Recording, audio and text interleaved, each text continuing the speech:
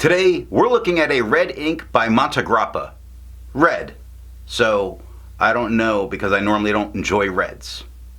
Hi, I'm Adam, and I'm an ink guy. I get inks, test them, and share the results with you. Now, there's timestamps down below so that if you're in a hurry, you can skip around. But if you got the time, I'd appreciate you checking out the entire video. You can also follow me over on Instagram, and if you're new here, I would invite you to subscribe. In order to make sure I have a range of experience with this ink, I do the writing samples. I then put the ink into this Nimicine Singularity. I write with it for a day. I then used it to take the notes for this video. This first writing sample is done on a standardized set of paper of Clairfontaine, Tomoe River, and Rhodia. There are additional writing samples later in the video. Now, let's look at the writing sample. I picked this ink up in sample form, so it comes in a vial that looks something like this.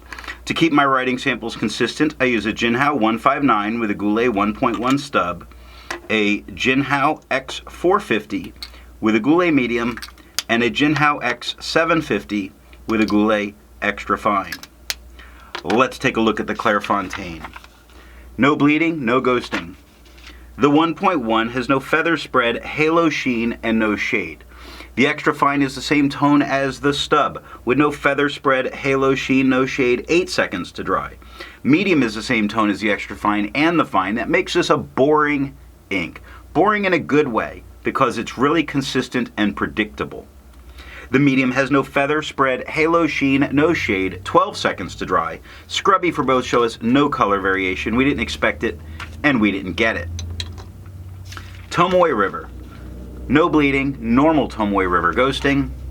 The 1.1 has no feather spread, halo sheen, no shade. The extra fine is a little bit lighter than the stub, with no feather spread, halo sheen, and no shade, 14 seconds to dry. Medium is darker than the extra fine, same tone as the stub, with no feather spread, halo sheen, no shade, 19 seconds to dry. Scrubby for both show us no color variation, and we didn't get any. And Rhodia. No bleeding, no ghosting. The 1.1, no feather spread, halo sheen, or shade. The extra fine is definitely lighter than the stub, with no feather spread, halo sheen, no shade, 9 seconds to dry. Medium is the same tone as the stub, so it's a little darker than the extra fine. It has no feather spread, halo sheen, no shade, 12 seconds to dry. Scrubby for both show us no color variation because there is none. I agree with Vita that I've learned a lot by doing multiple chromatographies. The one on the left is done the way it's supposed to be done. I put a line of ink down and immediately put it in the water for 10 to 15 seconds. And we see that red pushing away immediately from the water, really working its way up. But, very interesting, is that bright magenta tone all the way across the top. It really makes me feel that there should be some shading available here, because they're quite different but close enough. But I don't really get that shading. The one on the right, I let dry for 10 minutes before I dunk it into water. And the red at the bottom is a little bit darker. It's slower pushing up the page, leaving little bits of ink behind. But I'm really not sure I'm going to get any kind of resistance here. Resistance tests are done to see how well this ink can be expected to perform on the page and how hard it may be to clean from your pen. I let the smear dry for 3 days before testing it. Looking at the highlighter, it handles itself very well. That extra fine goes to about a fine.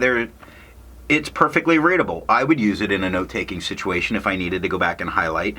And that result is a little surprising based on what happened with the chromatography and what happens with water. Because water is completely reactivating and lifting it off the page. We're starting to see the white of the paper come through, meaning water is all you need to get this out of your pen. Pen flush oddly did less than water did, and I have a feeling that when I dabbed it down, I sort of held it a little too long, holding some of the ink there. But we don't need pen flush to get this out of our pen. 1/3 bleach solution does completely remove it from the paper. It did leave a little bit of a weird staining behind, but there's no need to use 1/3 bleach to get this out of your pen. I test viscosity or flow with a thing called a tilt test. I'll link it somewhere down below or up in the cards. Now, for the inks I've tested, I have found an average viscosity of 2.5, with the realm of normal being from 2.1 to 2.9. Montegrappa's Red has a viscosity of 1.33, making this a very wet ink. To find my average dry times, I use my writing samples done on Clairfontaine, Tomoe River, and Rhodia paper. I average those. Now, for the inks I've tested, I have found an average dry time of 17 seconds, with a realm of normal being from 13 to 21 seconds. Montegrappa's Red has an average dry time of 12 seconds, so while it's a faster than normal dry time, compared to how wet it was, that's pretty good. Instead of finding inks that look like Montegrappa Red, I would prefer to find an ink that complements its color on the page. Now you can never go wrong putting a nice blue with red, and that's what I did.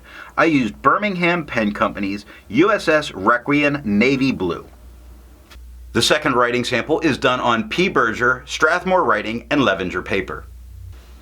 Here we're looking at P. Berger paper. It's a French rule student grade paper that did not like this ink. A lot of bleeding, a lot of show through, but does not touch the page underneath. So it's got that going for it. The 1.1, ridiculous feathering. Ridiculous feathering. Ridiculous feathering. All of it. No spread, halo, sheen, no shade. The extra fine is quite a bit lighter than the stub. The extra fine still experiences ridiculous feathering all over it. It's just smaller. But the whole thing has got feathering all over it. It is, don't use this on this paper, 4 seconds to dry. Or sorry, no spread, halo, sheen, no shade. Yeah, we'll throw that in there. Don't use this. The medium is darker than the extra fine, about the same tone as the stub. Ridiculous feathering. Ridiculous feathering. I want to make like a horn siren that goes for something like this. I'm just going to be too lazy to do that. No spread, halo, sheen, no shade. 5 seconds to dry. Scrubby for both, shows no color variation. We don't want it here because we don't want to use it on that paper. Strathmore Writing paper. No bleeding, no ghosting. The 1.1 has no feather spread, halo, sheen, or shade. The extra fine is a little bit lighter than the stub, with no feather spread, halo, sheen, or shade, and 5 seconds to dry. The medium is darker than the extra fine, same tone as the stub. No feather spread, halo, sheen, no shade, 9 seconds to dry. Scrubby for both, show no color variation because there is none. Levenger, last paper, no bleeding or ghosting. The 1.1, no feather spread, halo, sheen, and no shade. The extra fine is lighter than the stub with no feather spread, halo, sheen, or shade, 6 seconds to dry. Medium is darker than the extra fine, about the same tone as the stub, with no feather, spread, halo, sheen, or shade, 9 seconds to dry. Still the scrubbies show no color variation because still there's none. And that is all that I have for the writing sample. So what do I think of Montegrappa Red? It is a red. It is bright. There's not a lot of shading. It's too bright a red for me. Now I don't go for reds. But for people that do go for reds, this one is very nice. It performs very well. The tone itself is not horrible. Because I don't care for reds, I say it's not horrible. The tone's not bad. Just red inks aren't really for me.